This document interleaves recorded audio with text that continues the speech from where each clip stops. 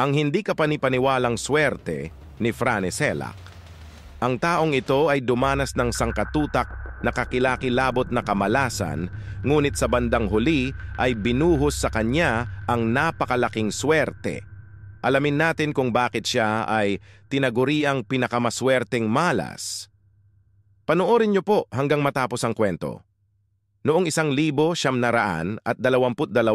siya ay nakasakay sa isang tren na nadiskaril at bumulusok sa isang nagyeyelong ilog na ikinasawi ng 17 pasahero.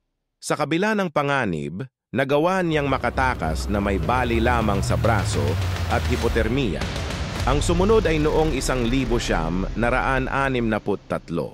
Sa kanyang una at tanging paglipad sakay ng eroplano, nasira at pumutok ang pinto ng eroplano at siya ay nahigop at nilipad ng hangin palabas.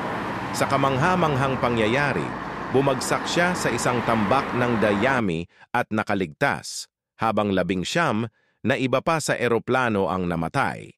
Ang ikatlong trahedya na naranasan niya ay noong 1966. Aksidente sa bus. Isang bus na sinasakyan niya ang nadulas sa kalsada at nahulog sa isang ilog na ikinasawi ng 4 na pasahero. Muling nakaligtas si Selak na lumangoy patungo sa ligtas na lugar na may minor injuries lamang. Ang ika-4 naman ay noong 1970. Habang nagmamaneho, biglang nasunog ang kanyang sasakyan. Nakatakas si Selak bago pa man sumabog ang sasakyan. Ang sumunod ay isa pang sunog ng sasakyan ang muntikan ng tumupok sa kanya. Sa pagkakataong ito, nagkaroon ng sira ang fuel pump ng kanyang sasakyan na nagdulot ng apoy na bumulusok mula sa mga air vent. Bagamat nasunog ang kanyang buhok, muli siyang nakatakas na hindi nasaktan. Hindi yata nagsasawa ang kamalasan sa kanya, kaya noong 1975 ang ika-6. Siya ay nabundol ng isang bus, ngunit nagtamo lamang ng minor injuries.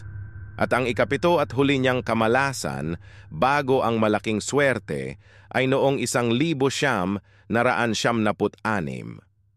Habang nagmamaneho, umiwas siya sa isang truck, lumihis siya at nahulog sa isang bangin.